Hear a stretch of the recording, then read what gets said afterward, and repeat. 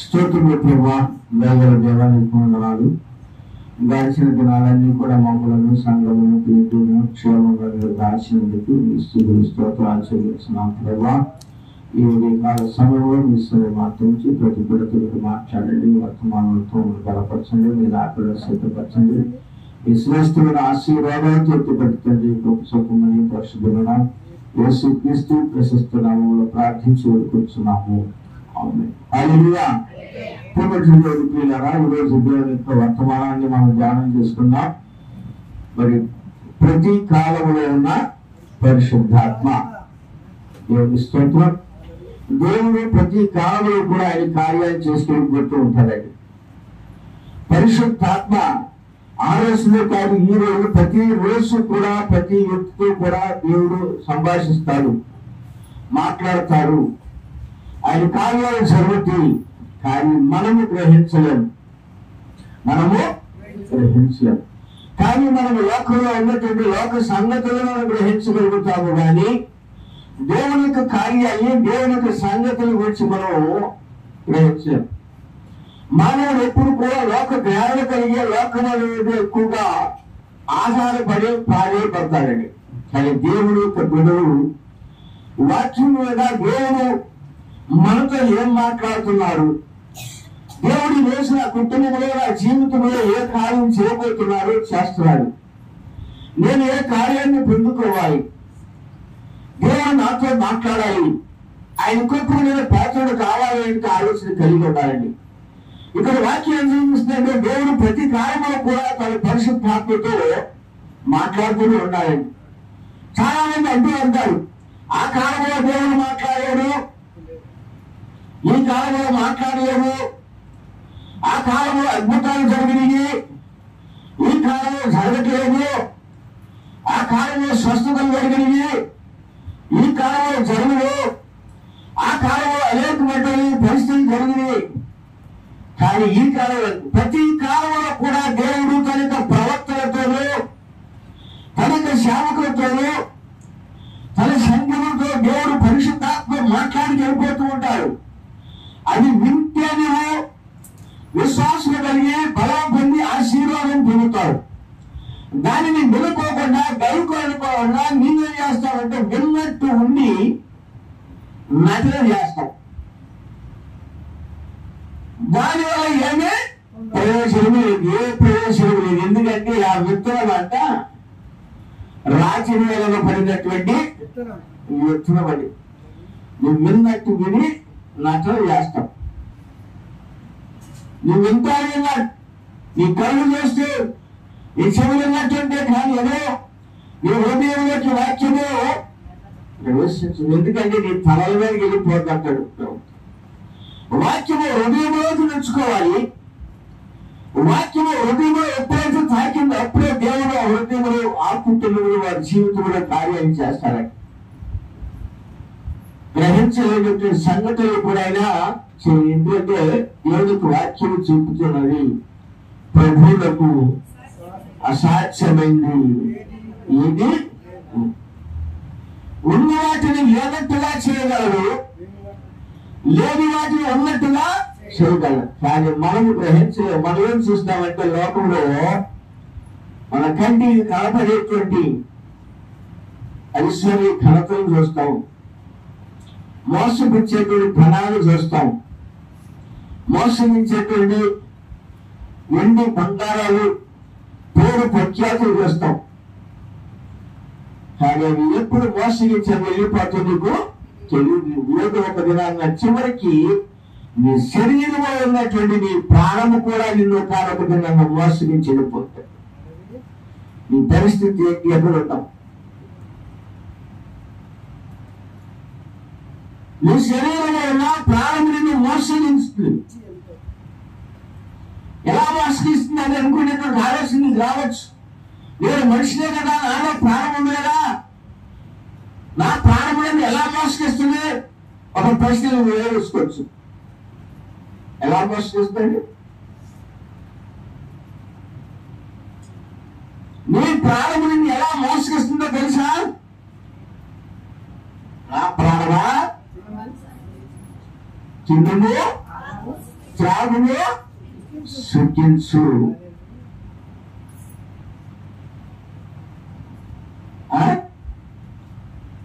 ఏం చేసింది ఇప్పుడు ప్రాణం? ప్రాణం ఏ కార్యం చేసిందండి? అదేమంటున్నాడు ధనవంతుడు? ఆస్తి సమకూర్చుకున్న వాడు,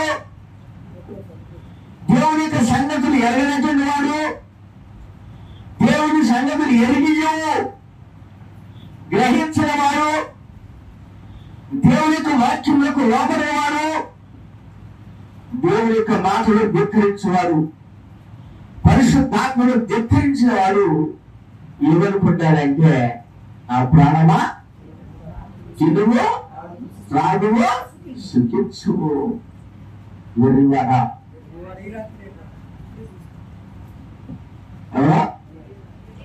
వెర్రివాడా, ఆ ప్రాణం మీద కలిగ శుభస్థితి మీద ఆలోచన కలిగి మోసగించబడిన శరీరం మీద ఉన్నటువంటి వ్యక్తి ఎలాంటి వ్యక్తి? ఆ వ్యక్తి ఎలాంటి వ్యక్తి అంటే ఇప్పుడు వెర్రేడేలా? మంచిడా? అతనిలో దైవ ప్రీతి లేదు, దైవ జ్ఞానం లేదు, దేవుని యొక్క కార్యం, దేవుని యొక్క పరిశుద్ధాత్మక దేవుడు అతను విడిచిపెట్టేసింది. కాబట్టి అతను లోకానుసార స్థితిలో ఆలోచన చేస్తాడు. ఇప్పుడు దేవుని యొక్క వాక్యం సాధిస్తుంది. ప్రకటన గ్రంథంలో ప్రతి కాలంలో దేవుడు తన పరిశుద్ధాత్మక కార్యం చేసుకెళ్తున్నాడు. ప్రతి ప్రవక్తతోనూ దేవుడు పరిశుద్ధాత్మ మాట్లాడుతున్నాడు. ప్రవక్తలతో బైబిల్ రాయబడింది, పరిశుద్ధాత్మ చేత రాయబడింది. దేవుడు ప్రవక్తలతో పరిశుద్ధాత్మ చేత మాట్లాడి నడిపించాడు. ఆ రోజున దినాన్ని గమనించినట్లయితే రాజులు, ప్రవక్తలు దేవుని యొక్క వాక్యంతో, దేవుని యొక్క పరిశుద్ధాత్మ చేత వారు హెచ్చరిక చేశారు. ఓ దావీదు చేసిన తప్పు, నా కాలంలో ప్రవక్త దేవుని యొక్క ఆత్మ చేత పరిశుద్ధాత్మ చేత నింపబడిన వ్యక్తి, దావీదును తప్పేదే తప్పన్నాడు, ఒప్పైతే ఒప్పన్నాడని దేవుడు చూపించారా తెలియచేయాలా? అననీయ సప్ఫీరా దగ్గరకు వచ్చినట్లయితే వారు దేవుని యొక్క వాక్యం అననీయ సప్ఫీరాలు దేవుని యొక్క ఆత్మను పరిశుద్ధ ఆత్మను మోసగించడానికి వారు ప్రయత్నం చేశారు. ఏం ప్రయత్నం చేశారు? ఆ కాలంలో పరిశుద్ధాత్మ కార్యం జరుగుతుందా? పేతురు ఏమంటున్నారు? ఇదేనా అననీయ, మీరు పరిశుద్ధాత్మను ఎందుకు ఒప్పుకొస్తున్నారు?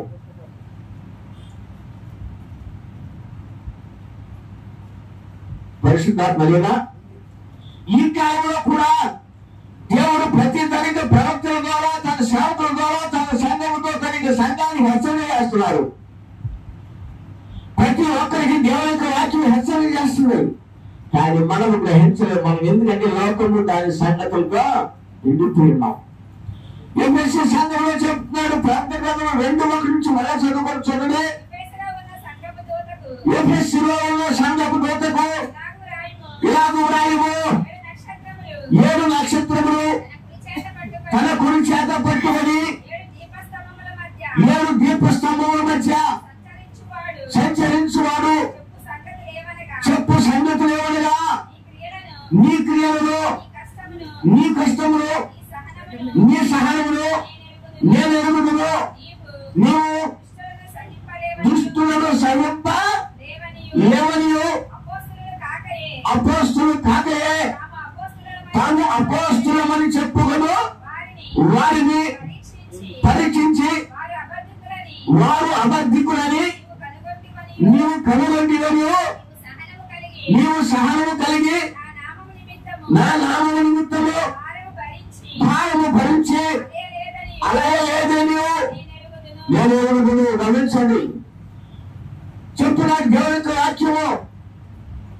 7 నక్షత్రముల మధ్య సంచరించువాడు చెప్పు సంగతులు ఎవరుగా, 7 నక్షత్రములు తన కుడి చేత పెట్టుకున్నవాడు. ఆ 7 నక్షత్రములు ఎవరు? 7 సంఘకాలానికి, 7 సంఘానికి దూతలైన వారు. ఎఫెసు సంఘం మొదలుకొని చివరి లవోదిక సంఘం వరకు కూడా దేవుడు తన యొక్క ప్రవర్తన, తన దూతలను ఎంపిక చేసుకుని తన కాలంలో తన యొక్క ప్రవర్తన ద్వారా, తన సేవకుల ద్వారా హెచ్చరిక చేస్తున్నాడండి. ప్రతి కాలంలో కూడా ఈ రోజున చాలా మంది వాక్యములు వారి ఇష్టానుసారికి అన్వయించుకోవటము. ఈ రోజున మనం ఏం చూస్తున్నామంటే లోకంలో డంబాన్ని చూస్తున్నాం, గొప్ప వేషధారణ చూస్తున్నాం. సౌలు ధరించినటువంటి వస్త్రధాన్యాలతో సౌలు ఎలాంటి అన్ని ధరించి ఏ పరిస్థితిలో ఉన్నాడో ఈ రోజు కూడా అనేక మంది రకరకాలైన వారిక సూటులు, బూట్లు, వస్త్రధారణ చూసి, పేరు ప్రఖ్యాతులు చూసి, గొప్ప ధన్యాలను చూసి, పెద్ద పరిస్థితులను చూసి, గొప్ప పరిస్థితి కట్టడాలని, గొప్ప గొప్ప గ్రౌండ్లు ఇలాంటి అనుకుంటున్నాం. కానీ దేవుడు ఎప్పుడు కూడా ఒక సామాన్య వ్యక్తిని ఎన్నుకుంటారు. దేవుడు స్తోత్రం. దేవుడు ఒక సామాన్య వ్యక్తిని, ఆ సామాన్య వ్యక్తితోనే దేవుడు తన ప్రణాళికలో ఏ కార్యం చేయాలో అని తెలుసండి. దేవుడు ఒకవేళ గొప్పవాణి ఉంటే ఆ గొప్పవాణ్ణి పిలిచినప్పుడు ఆ గొప్పవాణి ఉన్నటువంటి లౌకిక ఆత్మను తీసివేయాలి, ఈ లోక జ్ఞానాన్ని తీసివేయాలి, ఈ లోకంలో భోగపాన్ని ఉన్నట్టు తీసివేయాలి, ఈ లోకంలో అంతా కూడా తీసివేసి సమస్తము కూడా అతనిలో ఉన్నటువంటి లౌకికమైన పరిస్థితులు మార్చేసి దేవుని యొక్క ఆత్మ చేత అతను నింపబడాలి. దేవుని స్తోత్రం. మరి ఏం చూస్తున్నా రోజున విశ్వాసం ఏం చూస్తున్నారు, సంఘాలు ఏం చూస్తున్నాయి? అనేక మంది రకరకాలైనటువంటి డిబేట్లకు వెళ్ళిపోతూ ఉంటాం. ఇంకో నేను వారికైనా నేను గొప్పని డిబేట్ పెట్టుకుంటా, ఇంకొక వ్యక్తికైనా నేను గొప్పని చెప్పుకుంటాం, లేక ఒక సంఘం కదా నా సంఘం గొప్ప, నేను గొప్ప, లేక వారికైనా నా యొక్క పరిస్థితులు నేను చెప్పేది గొప్ప. దేవుడు ఎప్పుడు కూడా యేసుక్రీస్తు వారు ఆయన ఎప్పుడు కూడా ఈయన గొప్ప అనేటువంటి చెప్పలేదు, కానీ ఆయన సామాన్యంగానే తన పనిని తను చేసుకెళ్ళిపోయాడు. దేవుడు ఆయన పనిని ఆయన చేసుకెళ్ళిపోయాడు. సద్దుకైలు, పరిసయ్యులు అనేక మంది ఆయన తిరస్కరించారు. రోమీయులు తనకున్నటువంటి సహోదరులు తనని తిరస్కరించారు. అయినను దేవుడు యేసుక్రీస్తు వారు తన పనిని తను చేసుకెళ్ళిపోయాడు. ఈ రోజున నిజమైనటువంటి కాపరి, నిజమైనటువంటి దేవుని యొక్క సేవకుడు తన పనిని చేసుకెళ్ళిపోవటమే, దేవుడు తనకి ఇచ్చిన పనిని నిర్వర్తించడమే. దేవుడు తనకి ఏ పని ఇచ్చాడో ఆ పనిని తను నిర్వర్తించాలని. ఈ రోజున మన గొప్ప వారి కొరకు, గొప్ప దాని కొరకు, గొప్ప ఆలోచన కొరకు ఆ దినమున గమనించంటే నేను గొప్పవాడిని అనిపించుకోవడానికి మోషేకి ఎదురు తిరిగినట్టు ఒక వ్యక్తులు ఎన్నో అమ్ములను ఉన్నారు. వారు అంటున్నారు, మోషే దేవుడు నీతోనే కాదయ్యా మాతోనే ఉన్నారు, నీదే కార్యాలు జరిగించలేదు, మేము చేస్తాము. ఎన్నో అమ్ములైనటువంటి మంత్రులు గారు అది చేయలేదా? ఎన్నో అమ్మాయిలు దేన్ని కోల్పోయారంటున్నారు, విశ్వాసంలో కోల్పోయారు. వారు దేవుని యొక్క కార్యాలు విడిచిపెట్టేశారు. లోకంలో దేవుని యొక్క వాక్యములకు తిరుగుబాటు చేశారు. తన యొక్క ప్రవక్త అయినటువంటి మోషేని తిరుగుబాటు చేశారు.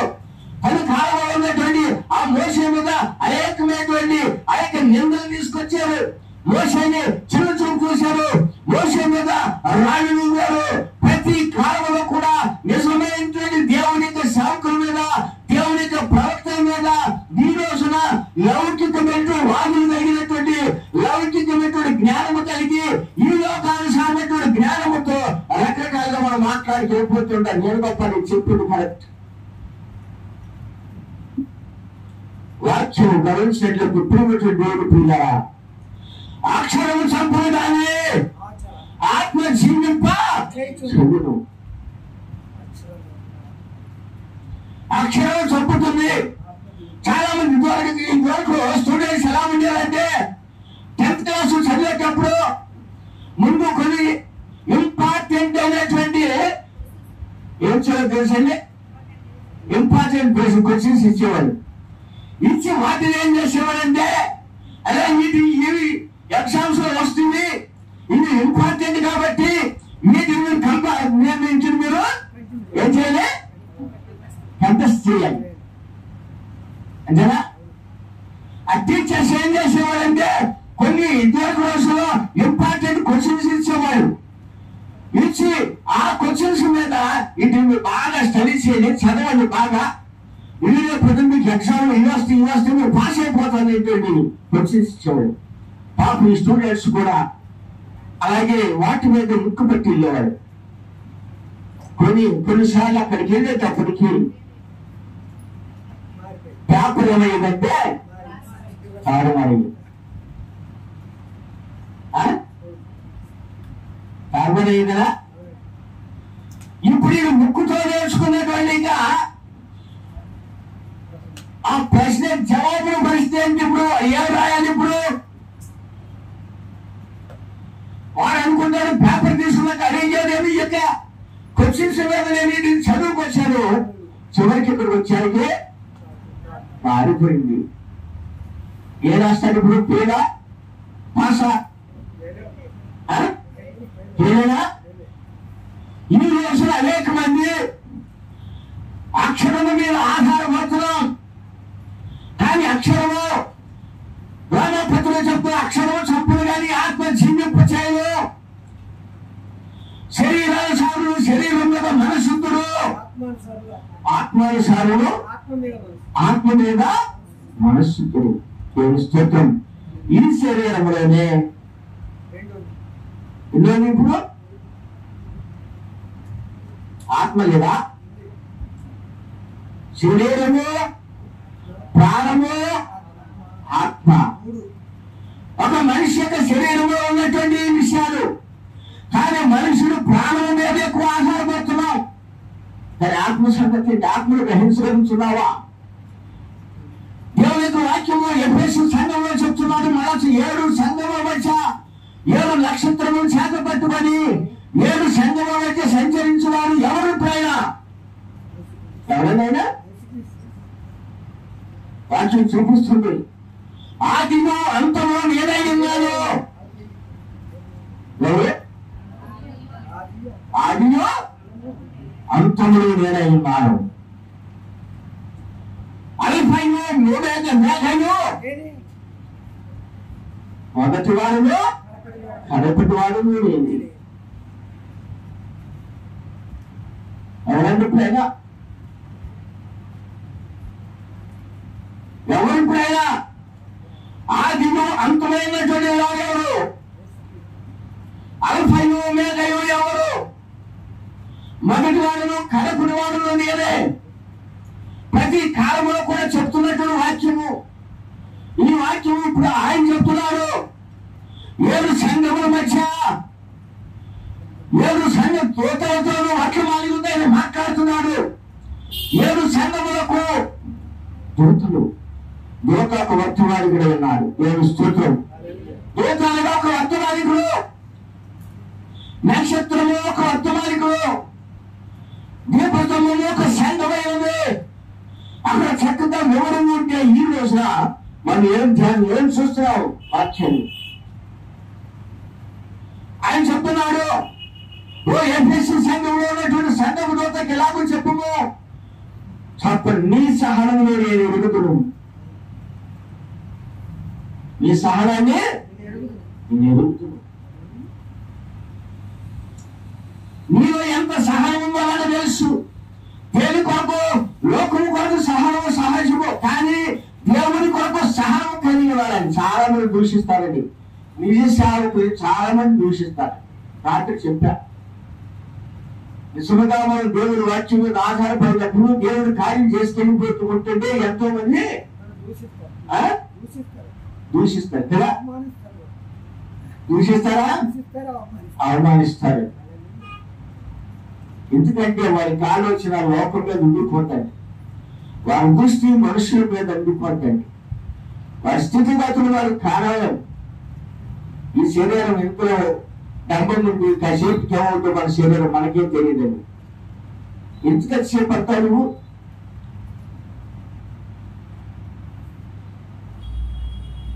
నీ వెండి నీతో రాదు, నీ బంగారు నీతో రాదు, నీ ఐశ్వర్య గంతులు నీతో రావు, నీ పేరు ప్రఖ్యాతులు నీతో రావు, నీ గొప్ప బిల్డింగ్లు నీతో రావు.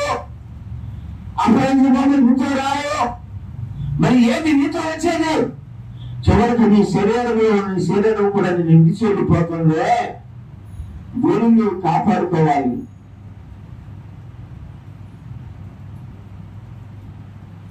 దేనిని నువ్వు కాపాడుకోవాలి. ఇప్పుడు వాక్యం చూపిస్తున్న దేవుడు చెప్తున్నాడు, శరీరాన్ని చంపువారికి, దేహాన్ని చంపువారికి భయపడకూడదు.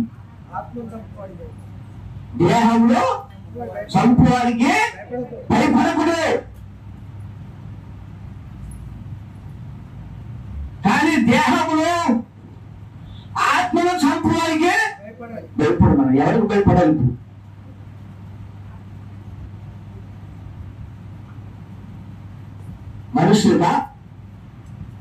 మనుషులు భయపడతావా? మనుషులకి భయపడే పరిస్థితి అయితే గమనించండి. ప్రియమైనటువంటి దేవుని యొక్క పిల్లరా, యేసుక్రీస్తు వారు యాకోబు బావి దగ్గర సమరయ స్త్రీతో సంభాషించేవాడు కాదు.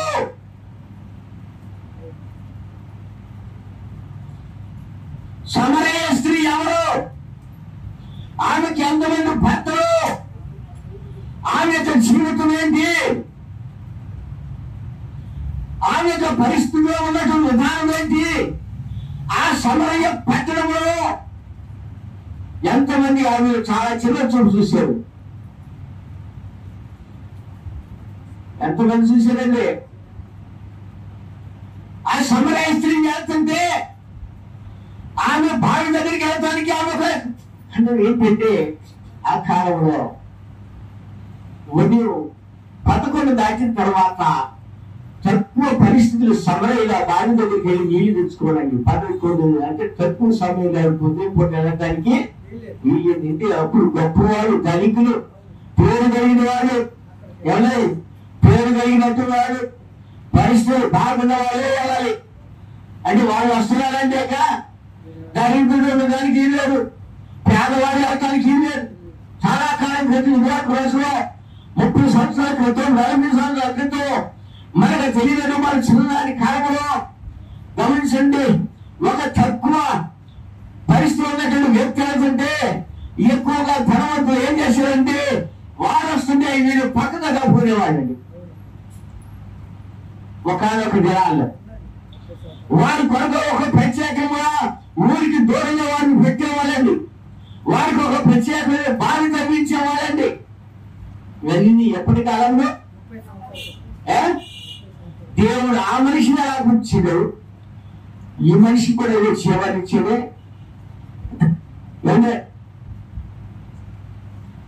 అదే పరిస్థితిలో సమరయ స్త్రీ ఉదయం 11 గంటలు, ఆ 12 గంటల సమయంలో యాకోబు బావి దగ్గరికి నీళ్ళకొనకి వెళ్ళిందని. వెళ్ళినప్పుడు అక్కడ ఏం జరుగుతుంది? ఆమె నీళ్లు తోడుకోవటానికి బావిలో వేసిందని. ఆమె నీళ్లు తోడుకోవటానికి వేసినప్పుడు సౌండ్ వస్తుంది, బుడబుడా సౌండ్ వస్తుంటే ఆ శబ్దం నుంచి బావి అవతల ఒక ఆయన అంటున్నాడు, అమ్మా నాకు దాహం అవుతుంది, నీళ్లు పోయమన్నప్పుడు అప్పుడు ఆమె చూసి వాళ్ళిద్దరూ సంభాషిస్తున్నారు. ఎవరో సమరయ స్త్రీ, యేసుక్రీస్తు వారు, వాళ్ళిద్దరూ సంభాషిస్తున్నారు. వారి సంభాషణ ఎంత సమయం గడిచిందో తెలియదు. కానీ అప్పుడు ఆ యొక్క శిష్యులు గ్రామానికి వెళ్ళారు. వెళ్ళి తిరిగి వచ్చేటప్పుడు శిష్యులు వచ్చేటప్పుడు ఎవరితో సంభాషిస్తున్నారు? సమరయ స్త్రీ ఎవరు? ఆయనతో మాట్లాడుతుంటే ఇప్పుడు ఏం చూస్తుంటారు, ఏమనుకుంటారు?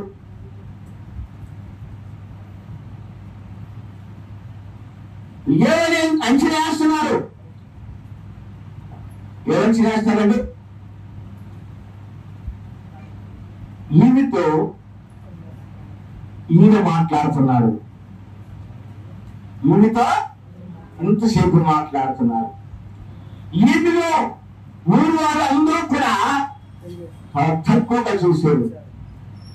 ఏది ఎంతో తక్కువ. కానీ అక్కడ సంభాషించేది ఎవరు?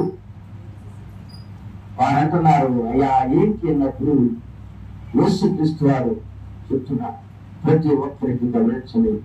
అమ్మా, నువ్వు తేడుకునేటువంటి నీళ్లు, ఆ నీళ్లు తాగితే మరలా దాహం అవుతుంది, కానీ నేనిచ్చే నీళ్ళు తాగితే నువ్వెల్లరూ కూడా ఆ నీళ్ళు ఏంటది? ఇప్పుడు నేనిచ్చేటువంటి జీవజలము, నేనిచ్చేటువంటి నీరు, నా యొక్క ఆత్మను పొందుకున్న వారు ఎల్లరూ కూడా గట్టి కొనడు. దేవుని స్తోత్రం. దేవుని యొక్క ఆత్మను కలిగి ఉన్నారండి. ఎందుకంటే మనిషికి కావలసింది సహనం కావాలి. ప్రతి ఒక్క గమనించండి, ప్రతి సేవకునైనా సరే, ప్రతి విశ్వాసి కూడా సహనం కలిగి ఉండాలి. బాధ కలిగిన, సమస్య వచ్చినా, చిక్కులు వచ్చినా, వ్యాధి కలిగిన, ఏది కలిగిన మనిషికి సహనం లేకపోతే అమ్మో మేము గొప్పవారము, మేము భాషలతో మాట్లాడతాము, మేము రకరకాల స్థితులతో వెళ్తాము, మేము బైబిల్ మొత్తం కూడా పాండిత్యం చేసినట్టు వారము, మేము నిత్యానంతము, మేము తర్పీదు పొందినట్టు వారము, ఇవన్నీ కూడా మకావకరి వల్ల దేవుడు కనుక నేను దర్శించినట్లయితే అవన్నీ కూడా రౌండ్ అప్ అయిపోతాయి, అన్ని తీసివేయబడుతున్నాయి.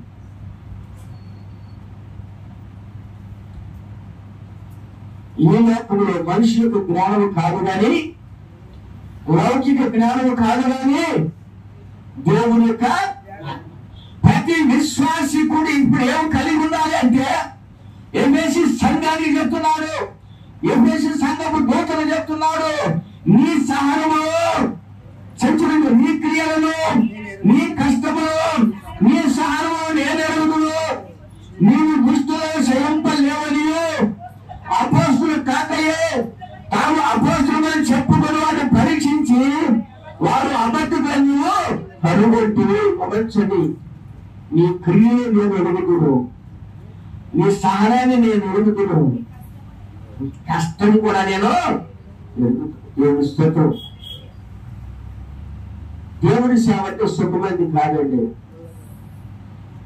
దేవుని సేవ సుఖమైంది కాదండి. దేవుని పరిచర్య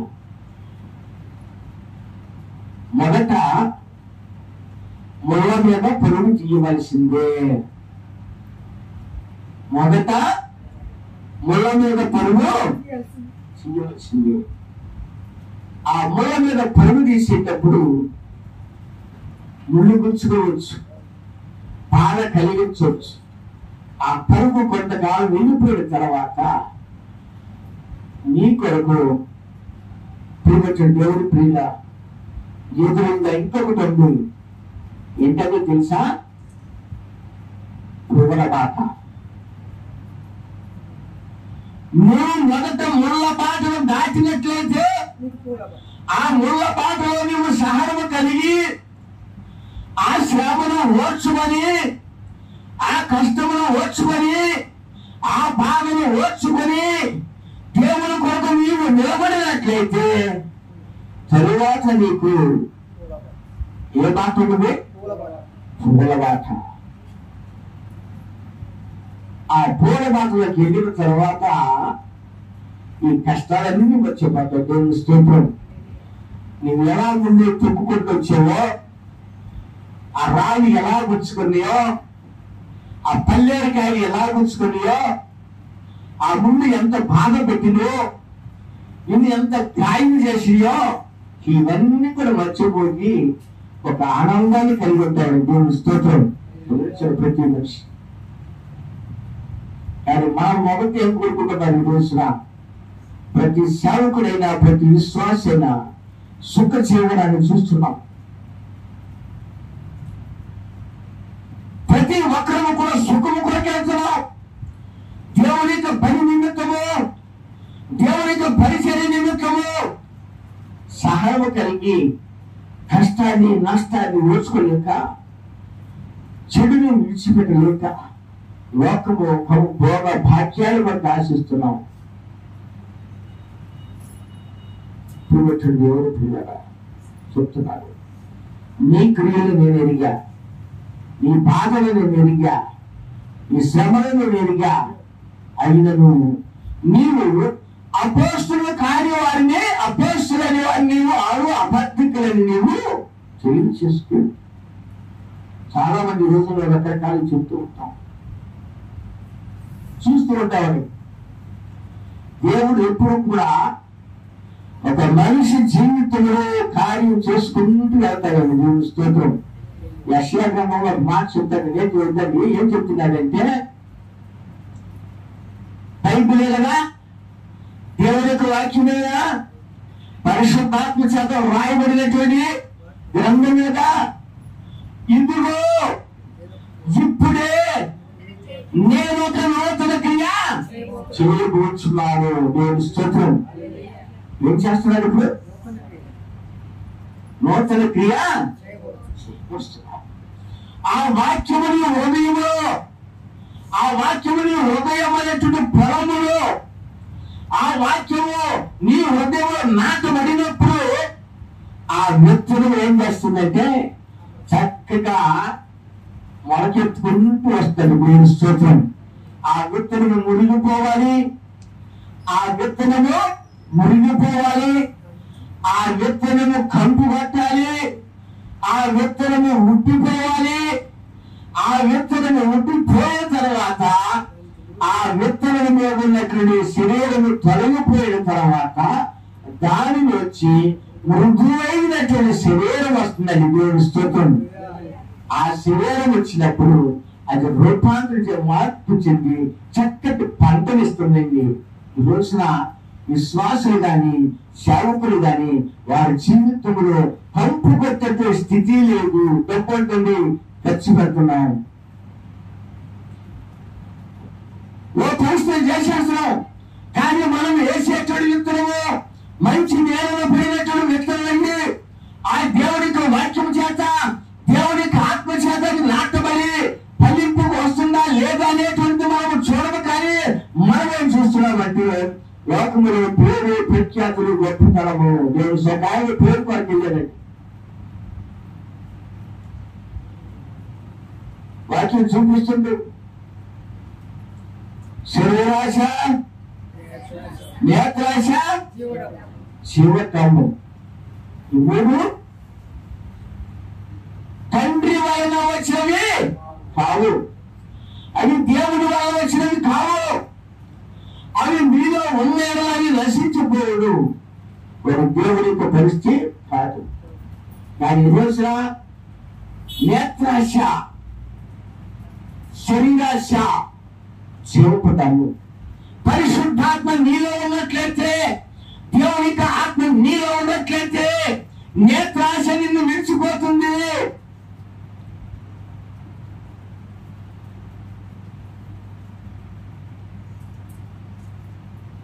శరీరాశ నిన్ను విడిచి వెళ్ళిపోతుంది.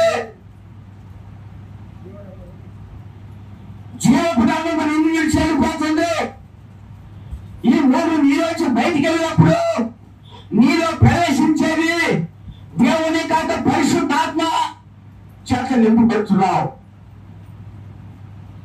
ఎప్పుడైతే దేవునికి ఆత్మ చేత నీవు నింపబడతావో, ఎప్పుడైతే సంఘము పరిశుద్ధాత్మ చేత నింపబడుతుందో దేవుడు తన క్రియల సంఘంలో చేయడం ప్రారంభిస్తాడు. దేవుని స్తోత్రం.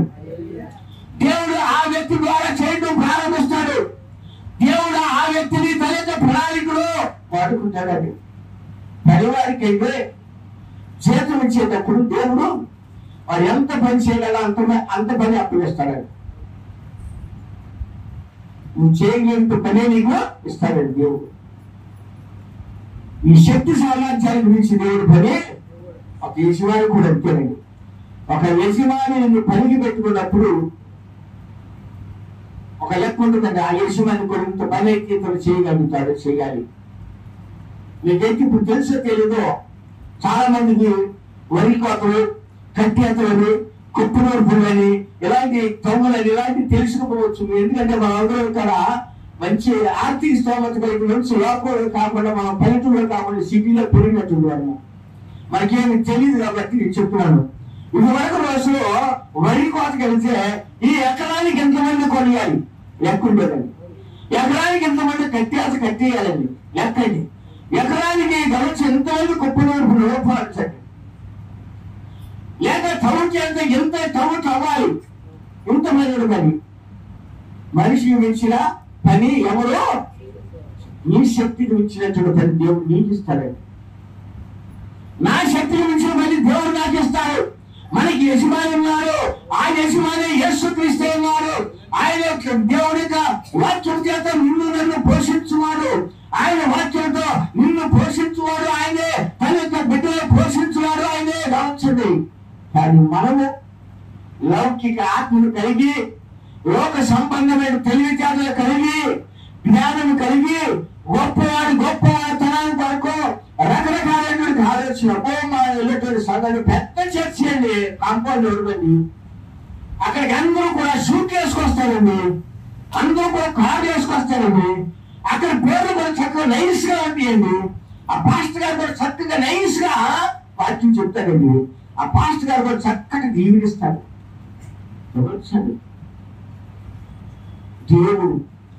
దేవుడు గమనించినట్లయితే దేవుడు తన ప్రణాళికలో ఏ వ్యక్తి ద్వారా ఆయన ప్రణాళికలు ఆయన కార్యం చేయాలో, పరిశుద్ధాత్మ చేత ఏ వ్యక్తి తన ప్రణాళికను చేయించాలో దేవుడు తన కుమార్తెలు ఎలా తీర్చిదిద్దాడు ఆయన తెలుసండి. ఎందుకంటే మనిషి కష్టపడాలి, దేవుని కొరకు శ్రమ పడాలి, దేవుని కొరకు సహనం కలిగి ఉండాలి, కష్టం ఉండాలి. అవసరమైతే చెప్పులు లేకుండా పరిచయం చేసేటువంటి సేవకులు ఉన్నారు చాలా మంది. అలా ఆదుకోండి. చాలా మంది మనం చూసినట్లయితే ఆ యొక్క జంగిల్ ఏరియాలో చాలా మంది సరైన సైకిల్ లేక, సరైన వస్త్రాలు లేక, కాళ్ళకు చెప్పులు లేక, తినడానికి తిండి లేక, ఒకవేళ వారికి మేకలతో చూపించుకోవడానికి డబ్బులు లేక, వారు అవమానాలతోనే బాధలతోనే లేఖలతో దేవుడితో పరిచర్యను కొనసాగిస్తూ వారిని ఆదుకోవాలని. అంతేగాని మనం బిల్డింగ్లు గడించేసి షూట్లు వేసేసుకుని కార్లు వేసేసి పెద్ద పెద్ద మన సుఖాలు కాదు.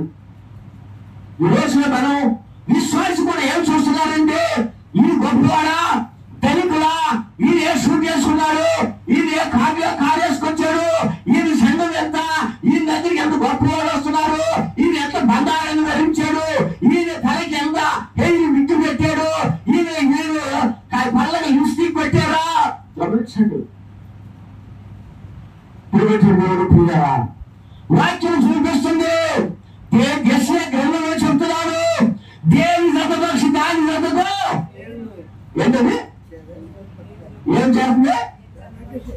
దేని జతపక్షి పరిశుద్ధాత్మ కలిగి ఉంటే, వాక్యుడు కలిగి ఉంటే వాక్యం వరకు వాక్యం దగ్గరికి వస్తావు. దేవుని స్తోత్రం. వేషధారణ కలిగి ఉంటే ఆ వేషధారణ స్థానానికి వెళ్తావు. గొప్పతనాన్ని కలిగి ఉంటే ఆ గొప్పతనాన్ని కూడా వెళ్తావు.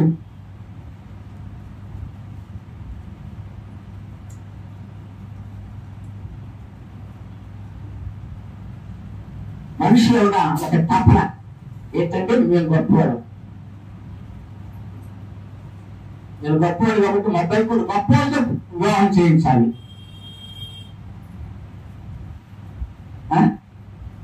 ఎవరు చేయాలి? లోపల గొప్పడా?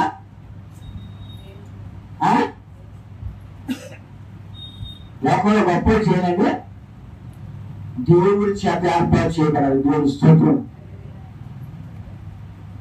లోకంలో గొప్పతనం కావాలి, గొప్ప గొప్ప పరిస్థితులు కావాలి కాదండి. దేవుడికి కావాల్సింది సామాన్యుల స్థితిలో ఉన్నటువంటి సేవకుల చేత అభిషేకించబడాలి. ఆ సామాన్యుల చేత వివాహం చేయబడాలి. అది ఆశీర్వాదం లేదు, బ్లెస్సింగ్ అది. ఆ కుటుంబానికి ఆ బిడ్డలకి దేవుడి స్తోత్రం. మన గొప్పకి వెళ్ళిపోయి దంబానికి వెళ్ళిపోయి వివాహానికి అప్పులు లక్షల అప్పులు చేసి విశ్వాసులు క్రైస్తవులు కానీ చాలా మంది వేలంటే లక్షల అప్పులు చేసి చివరికి వారికి ఉన్నటువంటి విశ్వాసాలు కోల్పోయే వారు ఉన్నారు. ఈ రోజున తెలుసా? వారు దంబానికి వెళ్ళిపోయి దేవునికి వాక్యం నుండి విశ్వాసం కోల్పోయిన వారు ఉన్నారండి. వారు డంబానికి వెళ్ళిపోయి, గొప్పతనానికి వెళ్ళిపోయి దేవుడిచ్చిన ఆశీర్వాదం కోల్పోయిన వారు ఉన్నారు. దేవుడు మీకు బ్రతకడానికి, తినడానికి, ఉండటానికి మంచి శ్రేష్టమైన ఇల్లును, శ్రేష్టమైన వస్త్రాన్ని, శ్రేష్టమైన ఆహారాన్ని, శ్రేష్టమైన ఆరోగ్యాన్ని, శ్రేష్టమైన జీవితాన్ని ఇచ్చి సుఖ సంతోషం దేవుని ఆరాధించే స్థలాన్ని విడిచిపెట్టి ఎక్కడికి వెళ్తున్నామంటే గొప్పతనానికి వెళ్ళిపోయి దేవుని చేత మనం ఏం చేస్తుంది, తిరిగి ఆయన నిలబెడతాం. మనం అప్పుడు పాలైపోయి సమస్యలతో చిక్కుకుపోయి చివరిగా దేవునికి ఇచ్చేటువంటి కానుకలు కూడా మనం కాజేసి దేవునికి విరోధమయ్యి విశ్వాస భ్రష్టులమయ్యి వాళ్ళ భద్రైపోయినటువంటి వారి వల్లే ప్రయాణం చేస్తున్నాను క్రైస్తవ జీవితంలో. దేవునికి ఆశీర్వాదం దేవుని ఎక్కడ కనపరుస్తావు? దేవుని ఎలా కనపరుస్తున్నావు? ఇప్పుడు కనపరచట్లేదు.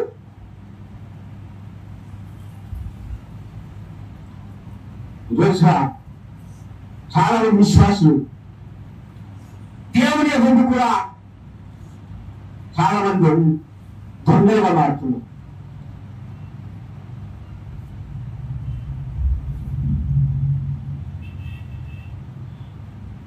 నయోమి కనుక శ్రేష్ఠమైనటువంటి బెత్లెహేమును విడిచిపెట్టి, బెత్లెహేములో సమస్య వచ్చింది, కరువు వచ్చిందని, ఇక్కడ సింగి తక్కువ దొరుకుతుందని తన భర్తను, తన కుమారులు ఇద్దరిని, తన కోడల్ని వెంట పెట్టుకుని ఎక్కడికి వెళ్ళింది? చివరికి కొంతకాలానికి ఏమైపోయింది?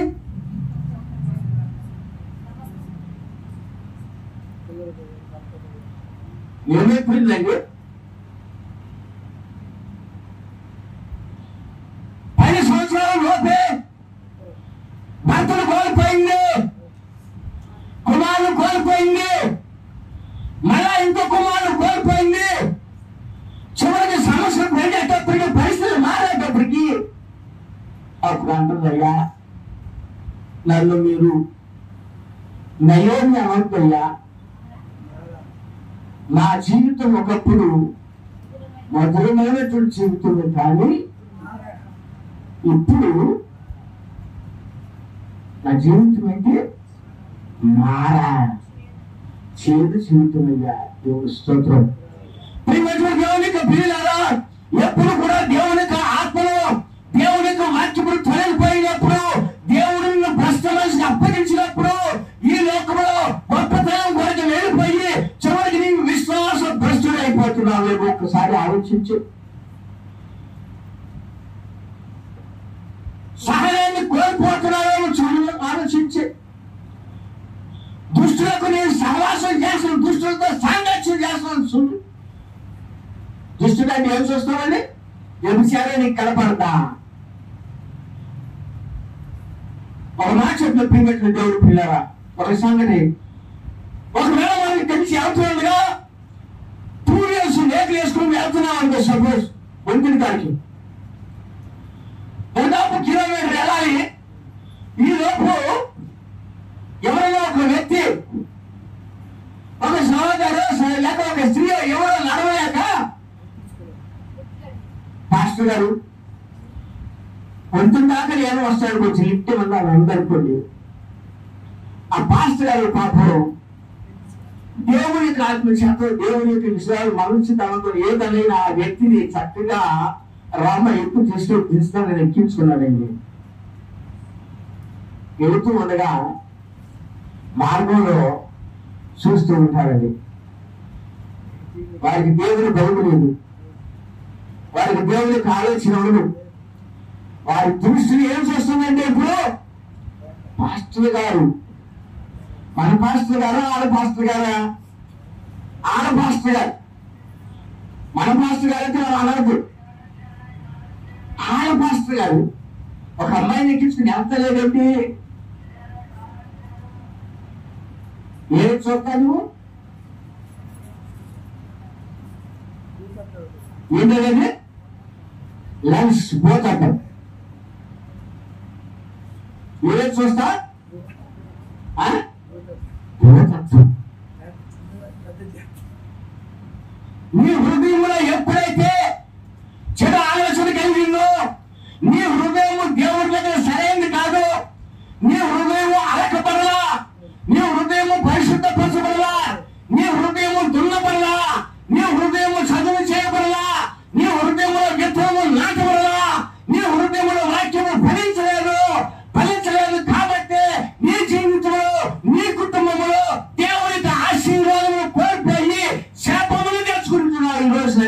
విశ్వాస క్రైస్తవులు కూడా.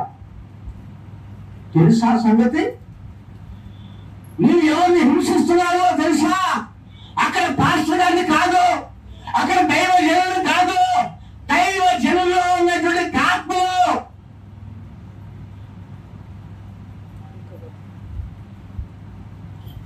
యెషయా గ్రంథంలో అంటున్నాడు, అతని యందు నా ఆత్మను ఉంచెదను.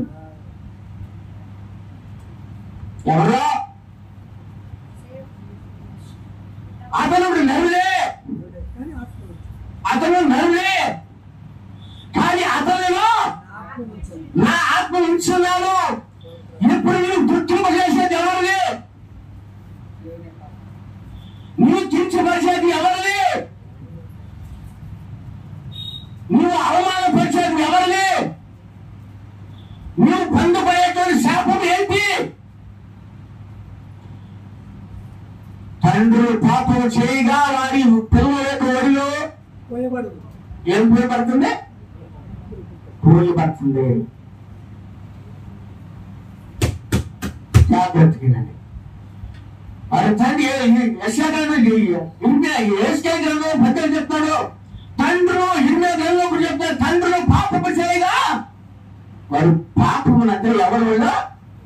పిల్లల యొక్క ఒడిలో పోయబడుతుందని. ఆ సంగతి తెలిసి చెప్తున్నా. మీరు ఇప్పుడు బైబిల్ చదివారా? నిజంగా చదివారా? నిజంగా చదివి ఉంటే మనము లోకంలో ఉన్నటువంటి సంగతులను ఎత్తి ఆలోచన చెయ్యం. మనం వేసిన విత్తనము పంటకు వస్తుంది. మనం వేసిన విత్తనము పంటకు వస్తుంది. ఆ పంటను మనం కొనుక్కోవచ్చు, మనం లేకపోవచ్చు. మన పిల్లలు ఆ పంటను బియ్యాల్సి వస్తుంది. ఒక ఆయన నిజంగా చెప్పినటువంటి ఆయన కూడా మాకు ప్రాంతానికి వెళ్ళేవాడు. ఇవాళకి ఎక్కువ వచ్చేవాడు. తర్వాత వేరి ఒక ఆయన పాస్టర్ గారు డబ్బులు వాట్సాప్ గ్రూపులో పెట్టేసాడు. బాబు చాలా గొప్ప విషయం అది. అయినా పాస్టర్ గారికి దేవుడు సహాయం చేస్తాడు. ఒకవేళ నాకున్నటువంటి పరిస్థితి నా విలువ తీసేయచ్చు, నా పరిస్థితి నీకు తీసేయచ్చు, కానీ ఇంకొక ఆయన నాడు దేవుడు కార్యం చేసుకెళ్ళిపోతాడు.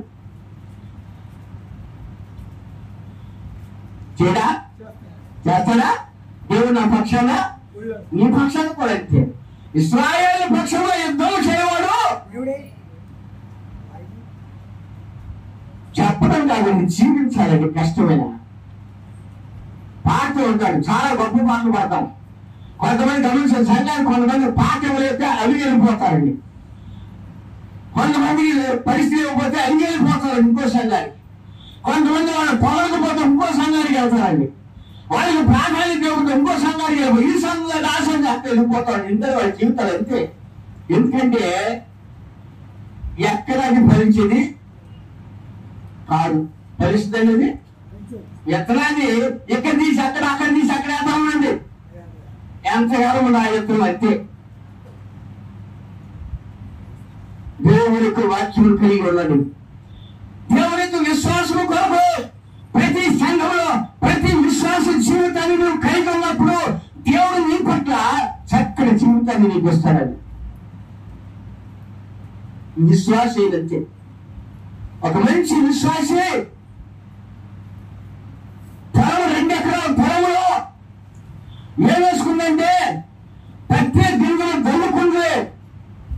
ఆయన ఒక ఎరువుని తీసుకుని కవులకు 2 ఎకరాలు తీసుకుని పొలం చేసుకుంది.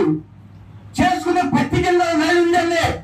చల్లిన తర్వాత ఆ పత్తి మొక్క కొంచెం ఎత్తొచ్చిన తర్వాత ఈ లోపు వర్షాకాలం దగ్గర చక్కగా ఆ పత్తి మొక్కలు ఆ ఎత్తు పెరిగేటప్పుడు ఎత్తులో వరద వచ్చిందండి. ఆ ఎత్తు పెరిగేటప్పటికి వరద వచ్చిందండి. వరద వచ్చినప్పుడు ఆ వరద మొత్తం పొలాలన్నీ కొట్టుకెళ్ళిపోయింది. పొలాలు ఆ పత్తి చేలు అన్ని కొట్టుకుపోయింది. చివరికి ఆ వరద తగ్గిన తర్వాత ఆ చేను దగ్గరికి వెళ్ళిందండి. చేను దగ్గరికి వెళ్ళి ఆ చేను గట్టి చుట్టూ తిరుక్కుంటూ, ప్రభా నేను కౌలుకు తీసుకున్నా అయ్యా, నా కుటుంబంలో నాకు పిల్లలు జీవనం కావాలి, నా పరిస్థితి ఇది. ఇంకా నేను అప్పులు చేసే పరిస్థితి, అప్పులు ఇచ్చినటువంటి వాళ్ళు నా నెత్తి మీద ఉన్నారు, వాళ్ళు నన్ను తరుముతున్నారు. అయ్యా నేను ఏం చేయాలి ప్రభా, నాకు సహాయం చేయి అయ్యా. ఇంకా నేను విత్తనాలు చల్లతాగినా యొక్క పెట్టుబడి కూడా లేదు, కనీసం వాటిని దున్ని ఏదనుకున్నా ఏమీ లేదని రోజు ఆ పొలం దగ్గరికి వెళ్ళి కన్నీరు కాచి ఏడుస్తూ ప్రార్థన చేస్తూ తనున్నటువంటి ధాము ఆ పప్పులను తనకున్నటువంటి విశ్వాసమును బట్టి ఆ పప్పులను తీసుకెళ్లి చల్లుకుని వచ్చేది. చాలా జాగ్రత్తగా నేను చెప్పా, రాత్రి చెప్పా, ఎవరు కూడా తలల కింద పంచొద్దని చెప్పా. ఖచ్చితంగా నేను సూపర్ చెప్పా, తలల కిందకు వచ్చామంటే మాకు తెలుసులే. నాకు అర్థం తెలుసా, మాకు తెలుసులే. లేదా వాక్యము హృదయంలో తాకినప్పుడు నీకు నొచ్చుకున్నప్పుడు అంటే నువ్వేదో అక్కడ హృదయం ఏదో ఆలోచన, ఎవరు తలవంచొద్దని. ఒక మాట చిన్న విషయం చెప్తాను, ఈ విషయాన్ని చెప్పే ముందు. ఒకప్పుడు సినిమా ఉండేది, హాల్లోకి వెళ్ళి సినిమా చూస్తే ఇసుక నేలలో బెంచీలు కుర్చీలు అట్లా ఉండేవి. ఆ ఇసుక నేలకి వెళ్ళిన తర్వాత ఆ ఇసుక నేల ₹30-30 టికెట్స్ ఉండేవి. ఆ ఇసుక పోగేసుకుని ఆ దెబ్బలు వేసుకుని కూర్చుని ఈ తలలు ఎట్ట పెట్టి చూసేవాళ్ళు తెలుసా? తెరక దగ్గరుండి ఎట్ట పెట్టేవాళ్ళు, తలలో పైకి ఎత్తి చూసేవాళ్ళు పాపం, ఎందుకంటే ఆ బొమ్మ పోతుందని. అవునా? 30 సంవత్సరాలు పెట్టువాడు. ఒక నెల ఎత్తేసి కింద చూసేదానివా? చూసేవాళ్ళవా? చూస్తే ఒకవేళ పిట్టిపోతుందేమో. ఏం జరగవా, ఏం జరుగుతుందో చూడాలి పోయి. దాని కొరకు ఎంత తాపత్రపడి ఈ మెరణాలు తలక ఎన్ని పెట్టి చూస్తావే. దేవుని బంధువులోకి వచ్చి గుడిలోకి వచ్చిన తర్వాత నీ తలలు ఏం చేస్తావు ఇప్పుడు? నువ్వు ఒక గంట సేపు నువ్వు 3 గంటల సినిమా 8:30 గంటలు నువ్వు మెడెత్తు చూస్తావు. ఈ వర్తమాన మెసేజ్ చెప్పేది 1 గంట సేపు నీ మాట ఖచ్చితంగా కూర్చుని తిన్నగా చూడలేవా? అంటే నీలో ఏ ఇంకా పరిస్థితులు చూడలేవా? మనలో ఎక్కడుంది ఆసక్తి? నీ ఆసక్తి నీలో ఎప్పుడైతే ఆసక్తి కలిగి ఉంటావో ఆ యొక్క ఆసక్తే, ఆ విశ్వాసమే నీ జీవితంలో కూడా కార్యం చేస్తున్నాడు. దేవుని స్తోత్రం. 12 సంవత్సరాల రక్తస్రావం స్త్రీని ఏమన్నాడు ఇస్తాడు? ఆమెలో ఉన్నటువంటి విశ్వాసమే, ఆమెలో ఉన్నటువంటి ఆ ఆసక్తే ఆమెకు కార్యం చేస్తున్నది. ఇప్పుడు మనం ఎందుకు విశ్వాసాన్ని కోల్పోతున్నాం? సరే, ఈ స్త్రీ రోజు ఆ చేతి గట్టి దగ్గరికి వెళ్ళి ప్రార్థన చేసుకుని తను తీసుకెళ్లి కొబ్బరిని చల్లుకుని వస్తూ ఉందండి. పాపం ఆ విధంగా కొన్ని దినాలు చేసి దుఃఖంతో ప్రార్థన చేసి ఇంటికి వచ్చేది. కొన్ని దినాలు అయిన తర్వాత ఎవరికి వస్తుంది. కొన్ని రోజులు పోయిన తర్వాత ఆ మోగులు వచ్చి చిగురు వచ్చిందండి. దేవుని స్తోత్రం. ఆ మోగులు వచ్చి చిగురు వచ్చిందండి. చాలా జాగ్రత్తగా పాట మోడు వాడుకునే జీవితాన్ని చిగురింప చేయవాడు ఆయనే. అవునా? పాటలే కాదండి, నమ్మకం ఉండాలి, విశ్వాసం ఉండాలి. నమ్మకము శ్వాసం ఉండాలి. మోడు వారి జీవితాన్ని చిగురింప చేయగలవాడు. ఆ కొన్ని దినానికి ఆ పొలం చక్కగా చిగుర్చుకుంటా పైకి వచ్చేసింది. వచ్చి చక్కగా ఆ పొలం నుండి సామాన్య దిగుబడి కన్నా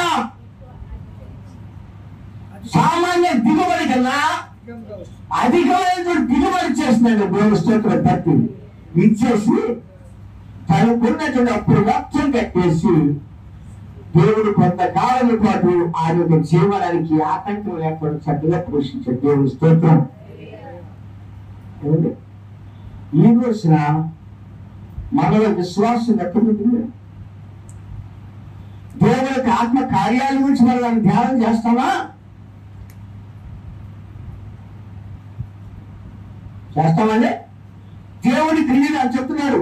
ఆయన క్రియల గురించి మీరు మననం చేసుకోబడుతున్నారు. యెషయా యొక్క చేతులు దేవుడి క్రియలు గుర్తు చేసుకో. చాలా మంది రకరకాల పరిస్థితులు చెప్తారు. ఇప్పుడు చెప్తున్నాడు దేవుని యొక్క వాక్యం చెప్తుంది. సంఘ కాలంలో ఉన్నటువంటి దేవుడు చెప్తున్నాడు, అల్ఫను మేఘము నేనే, ఆదిను అంతము నేనే, ఉన్నవాడును అనువాడును నేనే, మొదటి వాడును కడపటి వాడును నేనే, సమస్తం 7 నేత్రములు 7 సంఘ కాలంలో ఉన్నటువంటి ఎవరని చెప్పు పరిస్థితి కాదా? ఏమంటే బైబిల్ గ్రంథంలో రాసింది బైబిల్ దేవుని యొక్క ఆత్మ చేత రాయబడింది. పరిశుద్ధాత్మ చేత ప్రతి ప్రవక్త పలికిన పలుకుల ద్వారా పరిశుద్ధాత్మ చేత రాయబడింది. ఈ దేశం చాలా మంది రకరకాలైనటువంటి అక్షర జ్ఞానం కలిగి ఉన్నారు.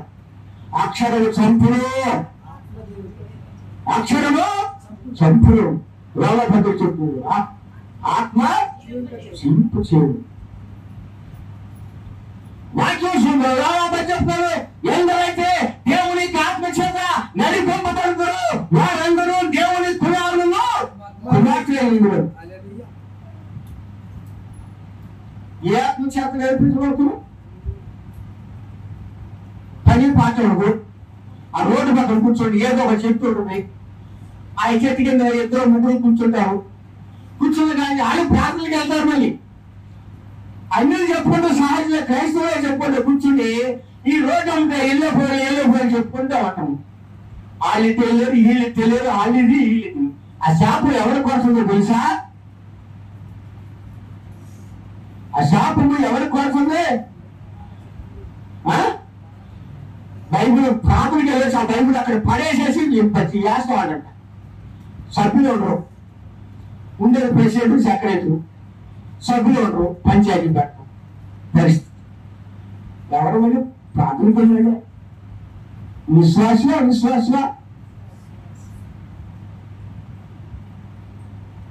ఏ కార్యాలు పెట్టుకోలే, నీలో ఏ ఆత్మలోనే నీ కళ్ళు దేని చూసింది?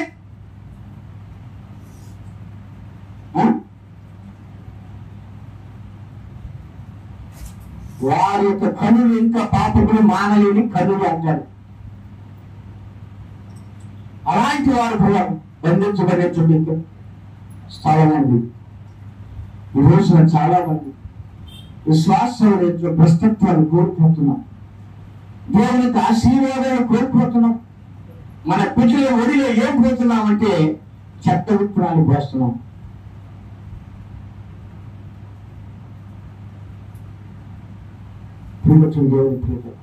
ఏం పోతున్నాం? చెత్త విత్తనాలు పోస్తున్నామండి.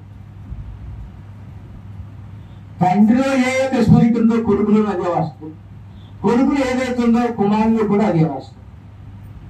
కాదా? తండ్రిలో ఉన్న జీవము కొడుకులోకి వస్తుంది, కొడుకులో ఉన్న జీవము ఎవరిలోకి వస్తుంది? ఎవరిలోకి వస్తుందండి? కాదా? పరిస్థితులు మారుతాయి. దేవుని యొక్క పరిశుద్ధాత్మను నీ వెలువడు కూడా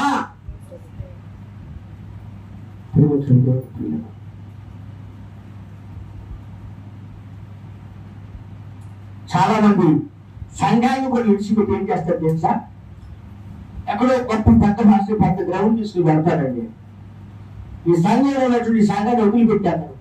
ఆదివారం ప్రార్థన ఉందా సరే, లేదా బుధవారం ప్రార్థన ఉందా, ఎన్ని వదిలిపెట్టేసి ఎక్కడికి వెళ్తారంటే ఆ గ్రౌండ్ కాడికి వెళ్ళిపోతారు. అక్కడ ఏదో అద్భుతం జరుగుతుంది. చివరికి నువ్వు కోల్పోతావు. దేవుడు నీకు ఇచ్చే నీ సంఘ కాప నిన్ను గురించి చేసే ప్రార్థన నువ్వు కోల్పోతావు. మీకు ఒక చిన్న విషయం చెప్తున్నాను. ఒక కుటుంబం మొదలుకొని ఒక 25 కుటుంబాలు, లేక 20 కుటుంబాలు, 50 కుటుంబాలు కుటుంబాల వరకు, కుటుంబం తర్వాత కుటుంబం వచ్చి మీరు ప్రార్థన చేయండి. ప్రార్థన చేశారా? వ్యక్తిగతంగా ఫలానా కుటుంబం ఒక 50 కుటుంబాల గురించి చేశాం కదా, చేయగలుగుతాం.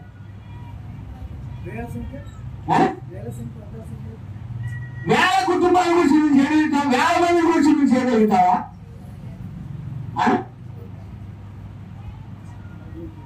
చేస్తావా?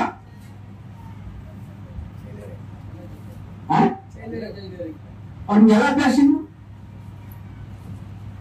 నీ సంఘకాపడంలో ఎందుకు వచ్చి నీకు కావలసిన నీ సంతానాన్ని కూర్చో, నీ క్రియలు కూర్చో, నీ పరిస్థితులు కూర్చో సంఘ కాపటి చేయాలి.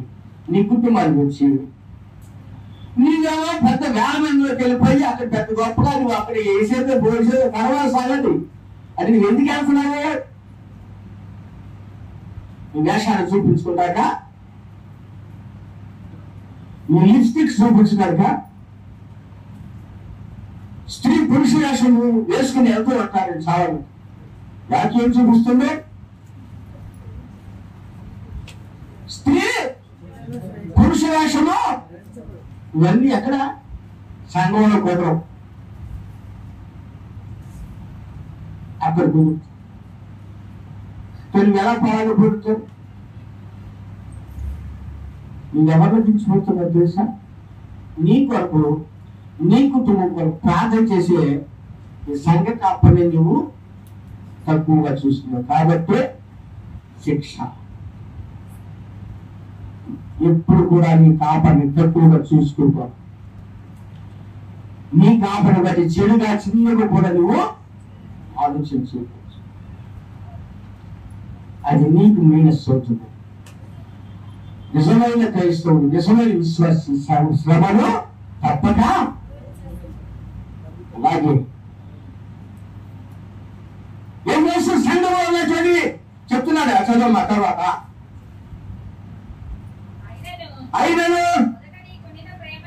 అయినను మొదట నీకున్న ప్రేమను నువ్వు వదిలితువని. ఇప్పుడు అసలు వచ్చేసి ఇవన్నీ బాగానే మొదట్లో దేవుళ్ళలోకి వచ్చినప్పుడు విశ్వాసంలో గమనించని దేవుడు నన్ను పిలిచాడు, దేవుడు నాతో మాట్లాడాడు, నేను సమర్పించుకున్నాను. ఈ ముక్కుని తీసేద్దాం, చెవులు తీసేద్దాం, మెల్ల తీసేద్దాం, కాళ్ళని తీసేద్దాం, ఈ పొత్తు తీసేద్దాం, అన్ని చేసి అక్కడ పారేసి దేవుడు నాతో వాడు నన్ను పిలిచాడు, నాకు చేసేది అంతా బాగా ఉంది.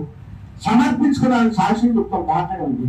కొంతకాలం పోయిన తర్వాత మళ్ళా దేవుడు నీకు చక్కగా సహకరించి నిన్ను ఆశీర్వదించిన తర్వాత కొంతమంది పాపం అదేంటి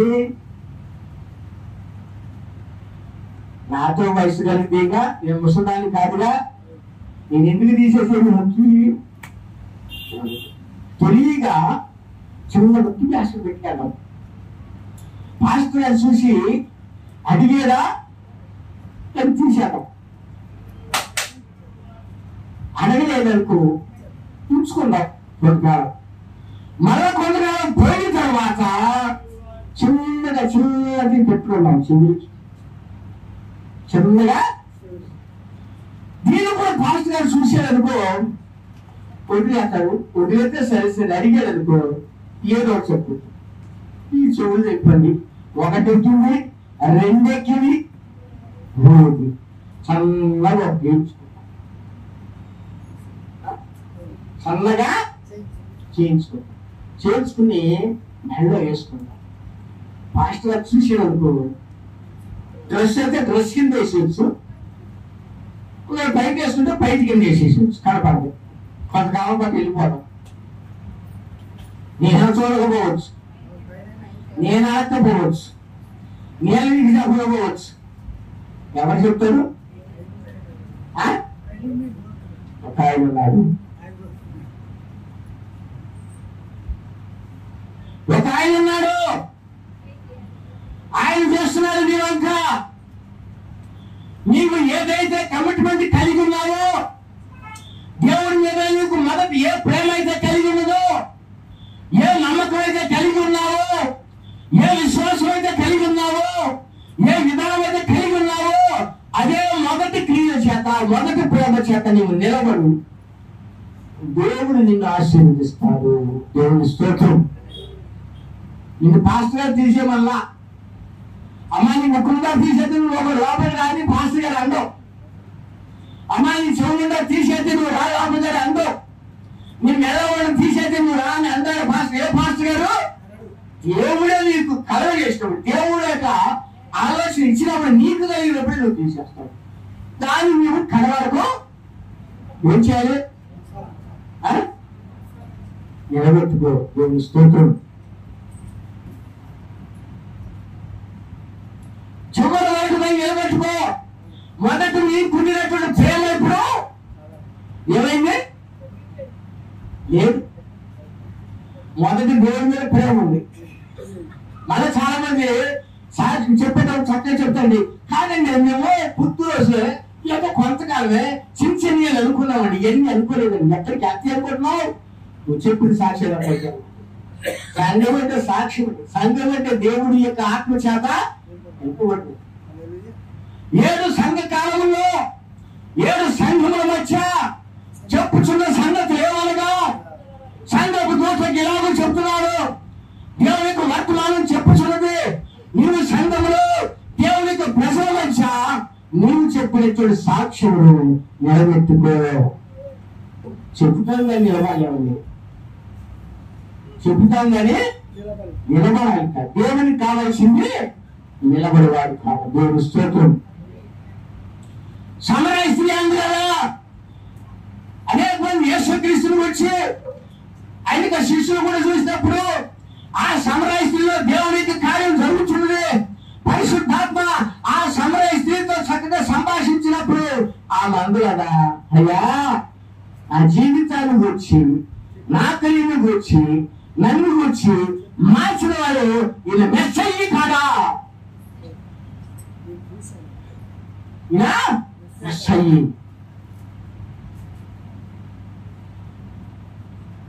నా సాక్ష్యాన్ని చెబుతున్నాడు, ఈయన చెప్పిందంటే నాకు నిజమే, నా జీవితంలో ప్రాణ నా సాక్ష్యం ఇది అని ఆమె ఎక్కడికి వచ్చి చెప్తుందంటే, నేను మెస్సయ్యను కనుగొన్నాను. దేవుని స్తోత్రం. నేను అభిషక్తుని కనుగొన్నాను. పరిశుద్ధాత్మ ఆమె ద్వారా ఆమె కార్యం జరుగుతుంది. దేవుని స్తోత్రం. ఎప్పుడన్నా నీ జీవితంలో నీ తప్పు ఒప్పుడు దేవుని దగ్గర నువ్వు ఎప్పుడన్నా ఒప్పుకున్నావా?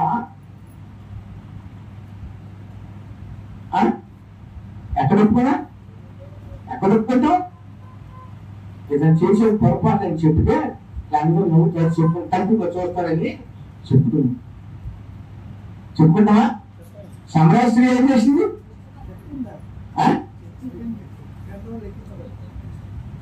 ఏమండి?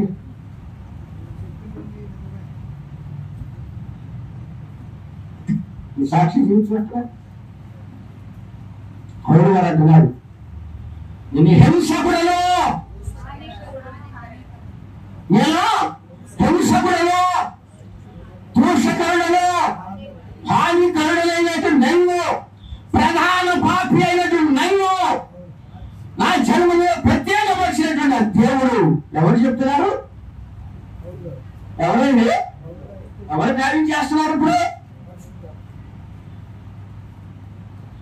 ఏ ఎఫెసు సంఘానికి వర్తమానికి ఉన్నాడు, ఆ ఎఫెసు సంఘ కార్యకర్త దూత అనేటువంటి ఆ పౌలు గారే ఆయనతో సాక్ష్యం చెప్తున్నారు. ఎప్పుడన్నా ఇది నువ్వు యథార్థతను దేవుని దగ్గర ఒప్పుకుంటామని మాట నాలుగు మాట ద్వందార్థాలతో పెరుగుతూ ఉంటాం. ఎక్కడికి వెళ్ళదండి ద్వందార్థాలు? రాత్రి చెప్పా, యేసేపు దగ్గరికి వచ్చి ఎవరో ద్వందార్థంతో మాట్లాడితే యేసేపు తెలియదా? తెలుసా? తెలుసండి అన్నారని గ్రహించా? మన యొక్క అవిధేయతలే, మన యొక్క అవిధేయతలే వెంటాడుకుంటూ వస్తా ఉంటుంది. స్తోత్రం.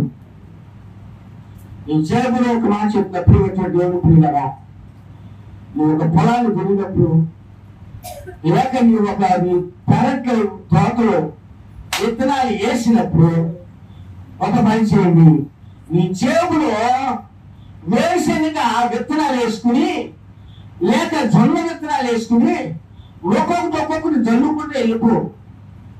కొన్ని దినాలు అయిన తర్వాత నువ్వు ఏ విత్తనం వేసుకున్నావో ఆ విత్తనం చక్కగా మొలకెచ్చుకుంటా పంటకే వస్తుంది.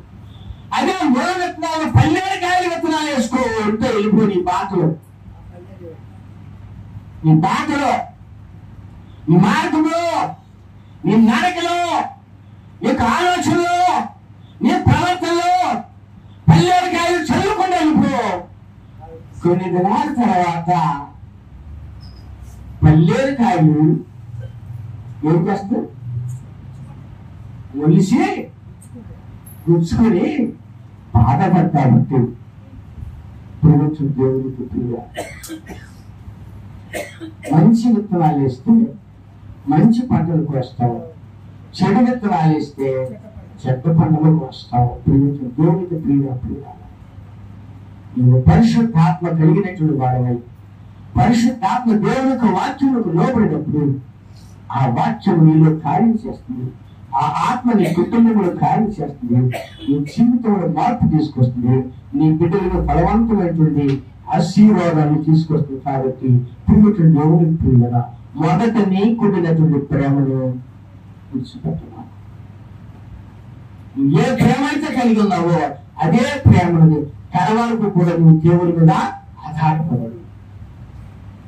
కరువైనా, కట్టువైనా, వ్యాధి అయినా, బాధ అయినా, ఏమి అయినా, కలిమి అయినా, మరణము తప్ప నిన్ను నన్ను ఎడబాయది ఏది అని ఏదైతే నువ్వు శారీరకమైనటువంటి వివాహానికి ప్రమాణం చేసావో, ఆత్మ సంబంధమైనటువంటి దేవుడి యొక్క వాక్యంతో దేవుడితో ఆత్మకు నీవు నిబంధన చేసినప్పుడు చివరి వరకు నిలబడు.